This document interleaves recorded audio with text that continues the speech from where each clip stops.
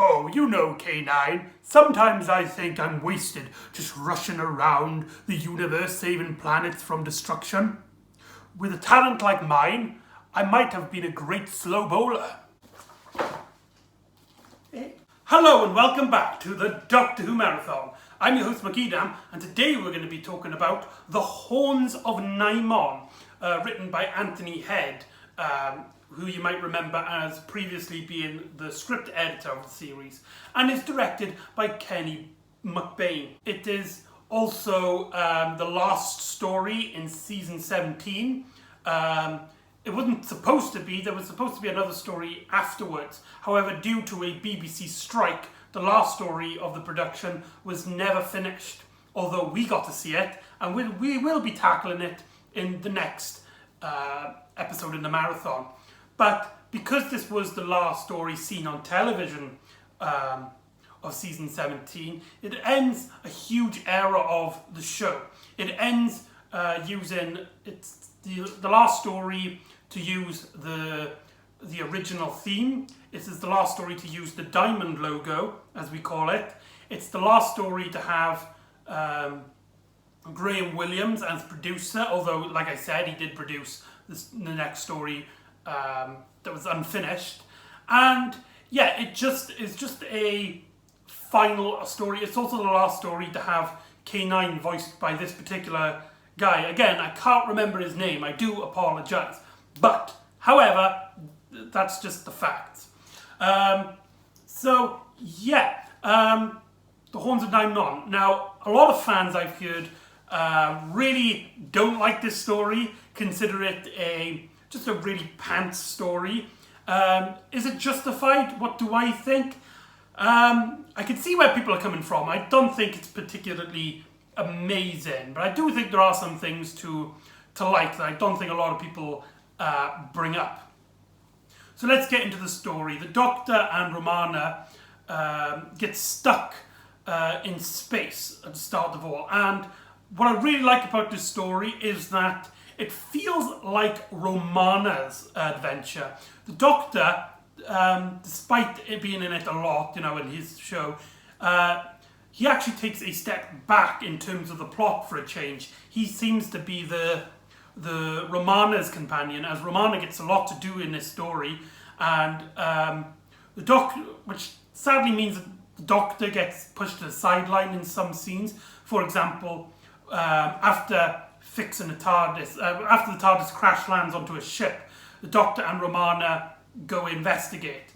However, the Doctor goes back into the TARDIS and gets stuck there, and he has his own little subplot, whilst Romana is the one and usually finds out a lot of stuff in this plot. Now, some might criticise that the Doctor doesn't get a lot to do in this story, and you might be right. I mean, you are right. But I think because he's had so many stories with him as the main vocal point of the plot, I think it's justified here that he gets at least one story where he's not the main character. In this story, it's Romana. Lala Ward does a fantastic job at stepping up to be in the main character role. I especially like her costume in the story, and to me it is the definitive Romana costume. It's similar in a way to the Doctor's in that it's bombastic and it seems like something like a female Doctor would wear, but it's not like a carbon copy like her previous Doctor-like costumes, because she's had one where it's basically the fourth Doctor's, but like a girl version with a white scarf, and she's had a third Doctor like rendition, which basically looks like she's just wearing the third Doctor's costume. But here I really like her costume in this one. So Doctor and Romana, they go onto this ship, and they basically learn that this crew, they've had some cargo, and the cargo tends to be young people. Now, the big issue I have with this story is its side characters. They're just not that interesting. We get to learn a bit about these kids, in that they're part of a race, and this other race captures them and sends them to be sacrificed to the Nimon, who will then grant this race greater technology so they can conquer the universe and stuff. And so they can have a second empire. But it's just not that interesting. And we get a bit of a dilemma as one of the characters pretends to be a prince. And he starts off, he basically tells Romana he's been lying just so he could get out of trouble. And this girl then believes him, and she's constantly like telling him, like, you will look after us, you will save us, you can protect us. Everybody look up to him. He is our leader of the crew, and he doesn't have like any interest. I think they could have done something with that, but we don't even get a scene in which he reveals that he's been lying. The story just keeps treating him like in this similar matter, and from their point of view, their characters just stay in one mode throughout the story, and it makes it very disappointing. You think that there might be a plot line in which the character becomes a bit more imposing, a bit more self-dependent, but that never really happens. He does get a few good action scenes at the very end of the story, but he doesn't really learn anything. He's still a bit of a coward. He still is constantly like, Romana, doctor, what should we do? How should we do it? Blah, blah, blah, blah. What can I do to help? It's just they're just not very interesting, which is a shame because they're supposed to be the heart of the story. But like I said, they just don't give off anything to be memorable or anything. But what is memorable is one of the main villains. I can't remember his name. He's basically a priest character who gives these sacrifices to the Nimon. He is played by Graham Croden, who does a fantastically over-the-top performance. A lot of people might criticise him. Yes, he is basically turned up to 11 constantly, but my God, you could see he is doing his very best to give off an interesting performance.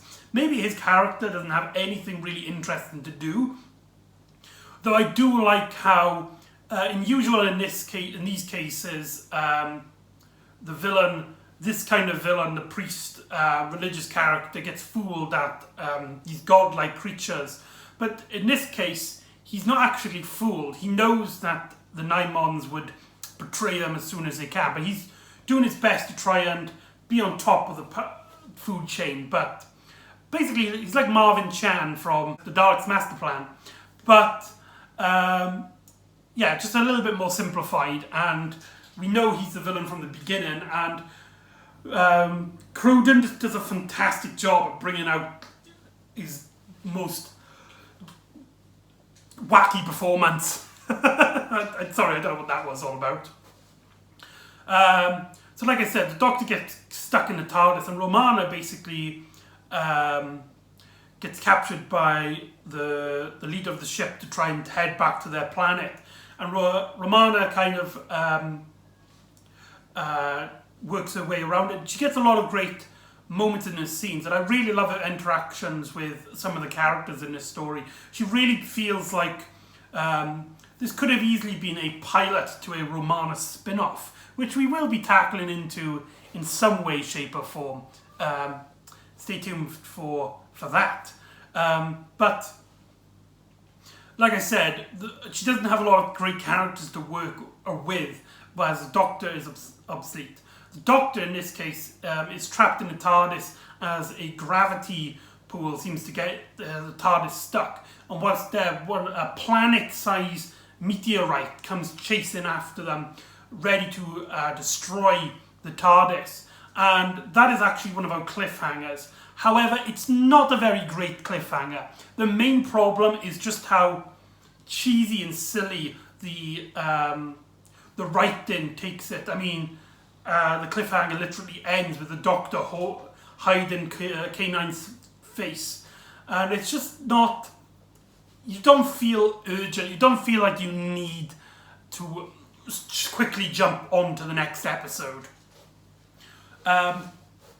But yeah, so let's get on to the planet now, where Graham Crowden's character is, and basically what he does is he sends his these characters through this labyrinth, and whilst there they get introduced to the Nimons, these Minotaur-like creatures. Though, according to some behind-the-scenes stuff, the faces were actually supposed to be masks, but the budget they had didn't have, and time in, didn't have enough so they could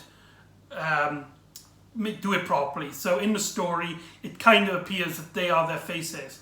Now, going by that, these Nimon characters look really cheap and are very pathetic compared to the performance of Graham Crowden's character.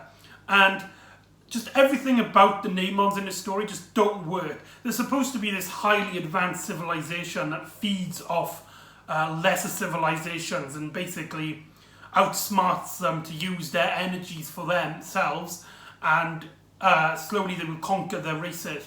But you never get that feeling. Every time they're written, every time they talk, and they have this weird voice like this, they come off a bit more brutish dumbasses compared to what they should be. We get some great scenes in which Romana finds corpses of the bodies that they've absorbed, and there's a great moment in which one of the characters touches the body and it basically just powders into dust. Is that a thing? But anyway, so that's really cool, and the setup for the Nimons are actually really good. But when you actually see them and the performance and the costume, none of it seems to add up, and it makes the story feel a lot cheap and silly, and you can tell that the production is just not taking this very seriously, which is a huge criticism of the Graham Williams era and the Douglas Adams era. And yeah, I think the clash between Anthony Head and Douglas Adams really can be seen here, as the story knows it wants to be silly, but in terms of just how silly and how serious we should take it, it just feels like an oddball. Yeah, and it does go at a very slow pace in terms of plot. A main part of this could be the labyrinth itself, as the Doctor, Romana, and the side characters all soon realise, is that the labyrinth keeps changing. So they will walk into one room, come back and find that there's a wall. And that seems to be a very great interesting idea. I mean, it plays on the Greek mythology of the Minotaurs, which this story is basically based around the Greek mythology of the Minotaurs. Sorry. So we've got some great influences here. And I would have thought it'd been a really great idea to have this labyrinth so that it changes, so that they could so that the Minotaur could find its prey more easy, or maybe the characters could find a way to navigate it. But nothing really happens like that. Majority of the time when they're in this labyrinth, it's just to kill time, as we see our characters just being delayed for a bit because the walls keep changing. And only when the script really needs them to, do they go into areas that the plot needs them to be, like the control deck or the teleporting room, or you know what I mean, like that. So I think it's a great time to talk about Kenny McBain's directing in this story. I think he does a very one-note job. The story doesn't look as brilliant as I think the sets really give off to be. He has a very simple setup, and nothing seems to stand out. Especially the big criticism is how he directs the Nimons. There are some really good shots in here, especially when it comes at a low angle, looking up at them, showing how strong they are. But usually the camera is set far away from the act to can capture all the action. However, this leads to some very bland looking shots, which makes us really don't feel the threat and the situation. There's also a few scenes in which it's clear that other characters should be hearing what they shouldn't do. For example, there's a scene there right at the start where Romana's talking to the young boy who pretends to be a prince, and he's saying, "Please don't tell the girl that he's been lying." And Romana says, "I won't, I promise." But from the setup and from the directing, she should be literally next to these characters, and she should hear basically everything they're saying. There's also a scene in which the Doctor and Romana are hiding from the Nimons, and the Doctor's trying to figure out what they're doing, and the Doctor comes in and out. And from the directing, from the shots that we are being presented, and how close each characters are, they should have noticed them. So the only way that we could really believe that the Doctor and Romana could get away from this is if the Nimons are complete dumbasses, or if they're both blind and have struggling with hearing. So maybe the whole mask idea still fits into the story. Who knows? So yeah, this would be Kenny McBain's only Doctor Who story, and you can kind of see why. You could see that this story just really didn't fit with the programme. So that's a bit of a shame. The Nimons themselves attack by shooting their heads down and shooting a beam from their horns, and it just comes off looking really silly and ridiculous. However, the Doctor and Romana find a room to which they've all been building up to. The Nimons have been taking out energy from this planet and their sacrifices, so they can make a teleporting device, so they can bring other Nimons and conquer this planet from the inside of its civilization. However, the Doctor accidentally sends Romana to the Nimons planet, and she gets to learn a bit more about how basically this is not the only planet that they've been doing this to, and she gets a really great interaction with a character who's basically like the priest that we've met before, only this character has been through the invasion and he has survived, and he's basically on his last legs, and he's learned how to defend himself from the Nimons. So like I said, Romana gets a lot to do, and it's very nice to see her taking a forefront into the story.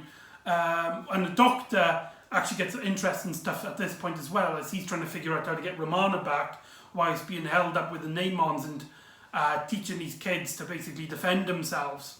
And whilst this is going on, K9 gets his own little adventure as he gets taken apart and put back together, and but that's not really interesting because it does generally feel like they're stalling for time. A lot of the problem with this story is pacing. A lot of characters seem to be stopped in their tracks until the story demands them. So yeah, it has a lot of issues, I believe. And so the Doctor does wibbly-wobbly, tiny-whiny stuff and sends all the Nimons back to their planet, to which, because the energy has been depleted, it destroys the planet Nimon. But the priest character who wanted the Nimons to work for him basically goes insane and tries to act a self-destruct switch. And the Doctor and Romana do some technical jargons, and they soon fix the planet. And because the leader character, this priest character, is now dead, the young characters escape through the labyrinth and tell the rest of the civilization that they can basically start anew.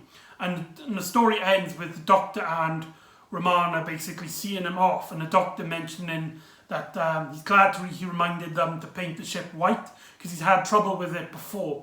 And they also make a joke that because of how the character's been lying, he has accidentally made himself into a myth. And now the Doctor feels really sad that this character's going to have to keep living up to his to his reputation, and it's going to be absolute hell.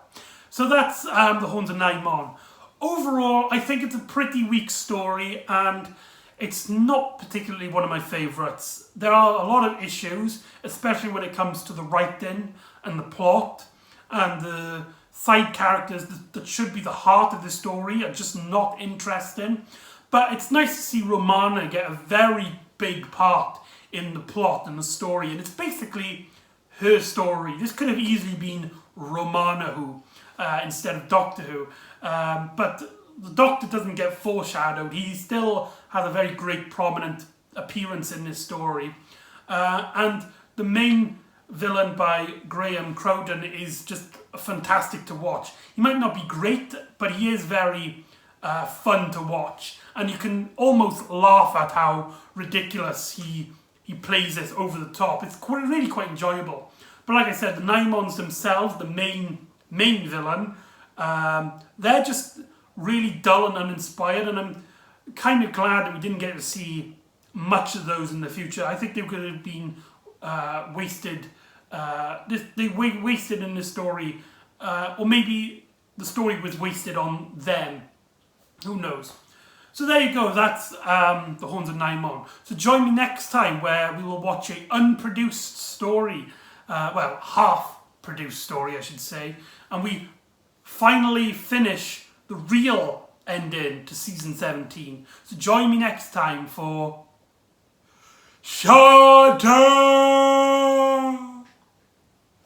See you next time on the Doctor Who Marathon. Ta-ra!